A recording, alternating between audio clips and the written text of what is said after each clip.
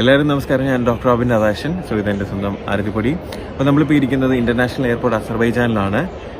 നമ്മുടെ ഹണിമൂണിൻ്റെ first destination ആയിട്ടുള്ള അസർബൈജാൻ ഇന്ന് കംപ്ലീറ്റ് ചെയ്തിരിക്കുകയാണ്.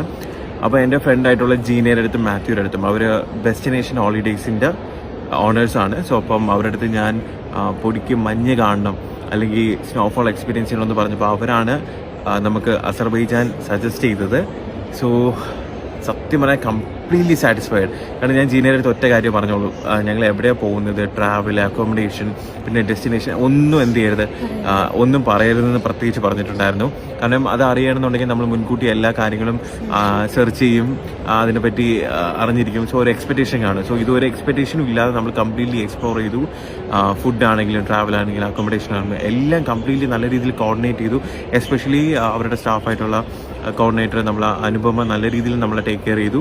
ആൻഡ് ഇവിടെയുള്ള ഗൈഡ് ആണെങ്കിലും എല്ലാ രീതിയിലും കംപ്ലീറ്റ്ലി ആണ്. മഞ്ഞ് കാണാൻ പറ്റി, എന്താ പറയുക, കംപ്ലീറ്റ്ലി സാറ്റിസ്ഫൈഡ് ആയിട്ട് ഞങ്ങളിപ്പം എന്താ പറയുക തിരിച്ച് നാട്ടിലേക്ക് പോവുകയാണ്. സോ ഈ ഒരു അവസരത്തിൽ ഒരു കാര്യം കൂടെ പറയണമെന്നുണ്ട്. സോ ഈ വരുന്ന മാർച്ച് 15 നമ്മൾ അടുത്ത ഡെസ്റ്റിനേഷനായിട്ടുള്ള സിംഗപ്പൂർ നമ്മൾ പോവുകയാണ്. സോ അപ്പോൾ എല്ലാവരും അതിനുവേണ്ടി വെയിറ്റ് ചെയ്യുക. Stay tuned. പിന്നെ നമ്മളെ വീഡിയോസ് ഒരുപാട് പേര് കാണുന്നുണ്ടായിരുന്നു.